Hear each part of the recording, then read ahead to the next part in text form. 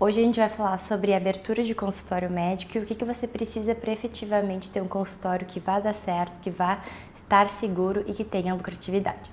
Nessa semana eu fui convidada para a abertura do consultório, do novo consultório de umas clientes mensais minhas, que fiquei muito feliz que finalmente tudo foi concluído e é uma nova etapa da vida delas, da carreira delas, e realmente é uma conquista muito grande, porque eu presenciei todo o avanço desde a criação, de elas se juntando para então criar a empresa delas, começar a ver onde seria o consultório, elas comprando o consultório, fazendo a reforma, solicitando alvará. Então, eu fiz toda a documentação, a parte tributária, então para mim também é uma conquista muito boa, porque a gente vê que o nosso trabalho funciona e poder proporcionar com o meu trabalho também, ajudar de alguma forma a criar esse sonho delas, para mim é uma recompensa muito grande. Então, quando eu recebi o convite, infelizmente eu não tenho ele aqui para mostrar, ele tá lá em casa, foi até uma felicidade para mim também, uma conquista muito grande como advogada. Então eu vou contar como é que foi a história dessas médicas, o que a gente fez justamente para que tudo seja bem estruturado, com segurança, para que efetivamente agora, quando elas começarem a efetivamente atender os seus pacientes ali, tudo vai dar certo. Então vamos lá. O primeiro passo foi definir quem seriam as sócias, como elas iriam atender. Elas são 3 médicas ginecologistas, cada uma antes atuava, algumas com cooperativas, ou elas atendiam no consultório de outras médicas e elas viram que já estavam começando a ter as suas pacientes, clientes delas, que vinham desde fazer o pré-natal, ou eram as pacientes que vinham todo ano fazer a consulta preventiva com elas, ou porque duas são obstetras e uma é ginecologista, não faz obstetrícia. Então, a gente já tinha, quando elas me contrataram, foi primeiro para fazer a documentação, Nós fizemos a documentação toda da disponibilidade obstétrica, dos termos de consentimento, tudo isso para elas separadamente. Elas me contrataram, elas 3, mas a gente fez um contrato para cada uma, porque cada uma tem uma forma de atendimento. Enfim, depois elas começaram a ter outros questionamentos, outras dúvidas, às vezes alguma intercorrência com o paciente, porque a gente sabe que, infelizmente, a ginecologia e a obstetrícia é o ramo da medicina mais processado, que tem mais demanda, porque pode dar muito problema, porque a gente está falando do cuidado de uma mãe e de um nenê. Então, qual é o bem maior do que a vida, de cuidar do seu filho?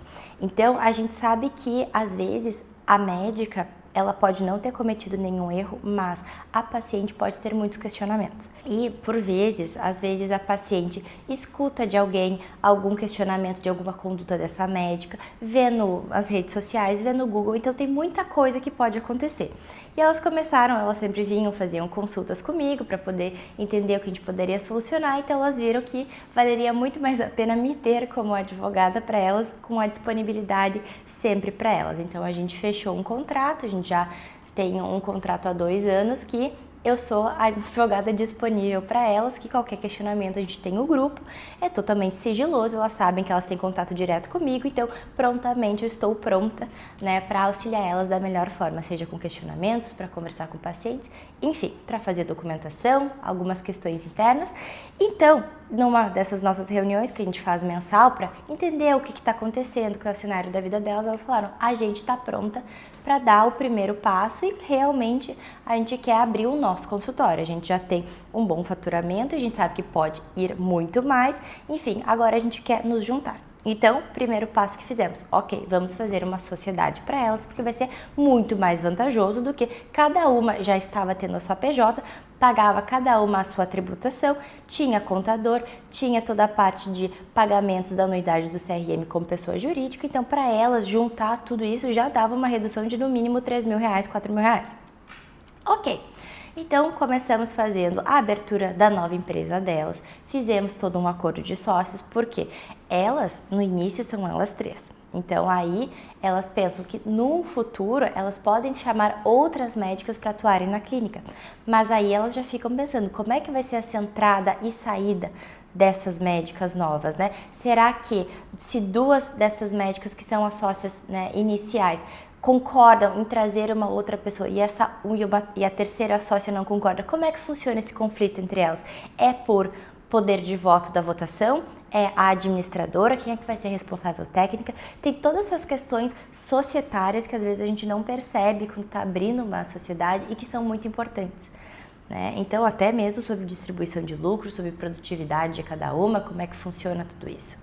Então, esse é um primeiro passo, entender como é que vai funcionar a sociedade dentro, né? No caso dela, a gente fez uma coisa até muito legal, que foi um código de conduta da sociedade.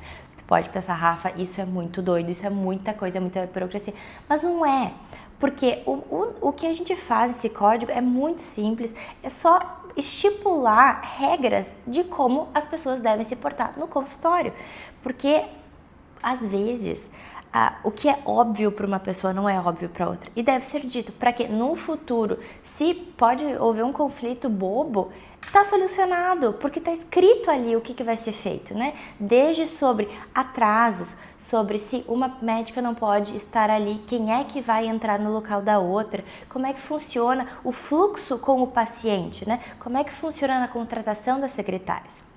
Então, esse foi outro documento que nós fizemos que foi muito legal. Outro ponto foi a secretária, né? A contratação, elas decidiram contratar uma secretária para estar disponível para elas, então a gente fez toda a contratação, todo o contrato com a secretária, enfim, termos de sigilo, justamente para deixar tudo corretamente. Decidimos sobre qual seria a plataforma, né, de prontuários mais correta, como é que seria o atendimento, fizemos fluxo de atendimento para a secretária, a gente fez realmente um trabalho muito legal sobre isso, justamente para que a paciente, né, nesse caso, ela consiga se sentir muito acolhida desde o momento que ela é atendida, que ela envia um WhatsApp para marcar o agendamento com uma dessas médicas, né? Porque ela não pode ser acolhida somente na hora da consulta com essa médica.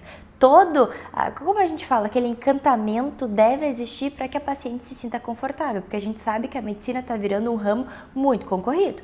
Então, não adianta mais ser só uma excelente médica, você tem que saber conduzir, você tem que ser, além de muito ética, muito competente, você tem que ser educada, você tem que acolher o seu paciente, você tem que ser competente e saber falar com as pessoas. E a sua secretária tem que mostrar isso.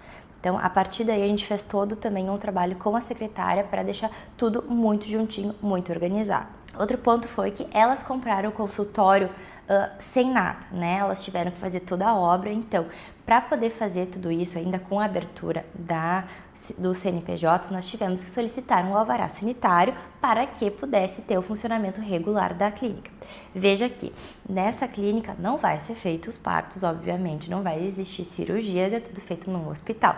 Mas existe todo um protocolo sanitário para o atendimento médico, né? A gente tem que saber qual é o nível de periculosidade, a gente tem que saber que existe a necessidade de esterilização, do lixo sanitário, que deve ser tudo colocado corretamente, até da planta, né, desse local com a obra que é feita entre os consultórios, desde a entrada da clínica, tudo deve ser muito estipulado, estar conforme as normas da Anvisa e também conforme as normas do município que essas médicas estão atuando.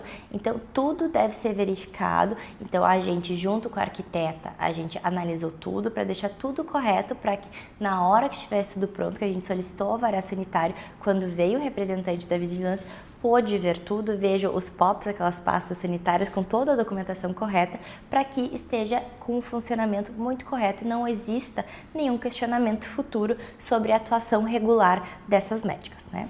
Então, aí outro ponto, regularização sanitária.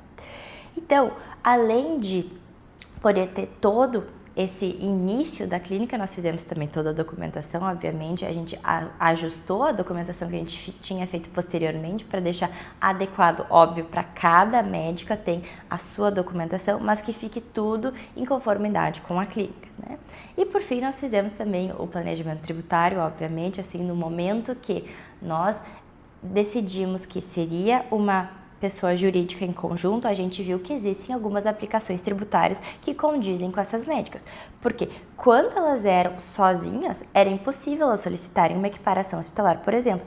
Agora que elas são uma sociedade empresária com 3 médicas atuantes fazendo atividades, né, equiparadas a um hospital, a forma como elas vão poder ser tributadas é muito melhor. né? Então, até um dos benefícios de se juntar com uma sociedade é poder reduzir o pagamento de tributos. Então, aí a gente já começou a estruturar tudo para entrar com ação de equiparação hospitalar, então conseguir essa redução drástica de quase 70% dos tributos que elas pagam.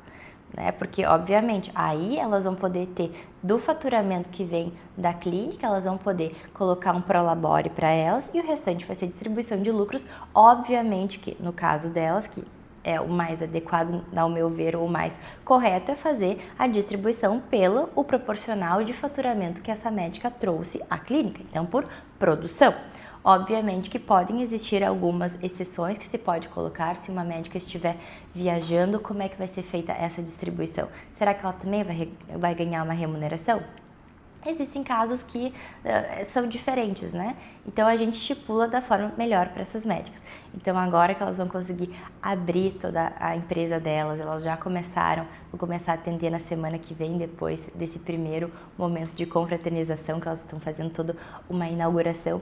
É uma coisa que eu fico muito feliz e queria compartilhar aqui também, porque mesmo eu estando de fora, ajudando da minha melhor forma, eu vejo como uma conquista minha também. Então, vejo que para elas também poder me convidar da forma como elas falaram foi uma coisa muito feliz, porque elas viram que é um projeto nosso que está se realizando, né? Então, o que eu digo aqui é: tenha o seu advogado, alguém que você possa confiar, que você possa... Porque várias vezes elas me mandavam mensagens assim: Rafa, eu não sei mais o que fazer, o que tu acha disso? E isso é muito feliz para mim, eu fico muito feliz que eu posso trazer resultados bons para meus clientes, eles que desconfiam em mim, e eu sinto que o médico também tem essa mesma questão. Talvez você não tenha um paciente que você vê ele regularmente, mês a mês, mas que anualmente ele retorna para você porque ele confia em você. Ele conta a vida dele para você, ele fica feliz em contar as conquistas dele. Então eu vejo que essa coisa de... Não sei se eu posso dizer uma coisa, mas esse vínculo que a gente cria com os teus clientes, com os teus pacientes, é muito bom, e isso é o que a gente almeja, e eu acho que isso faz com que o nosso trabalho seja muito mais proveitoso e mostre que vale a pena. Até o próximo vídeo!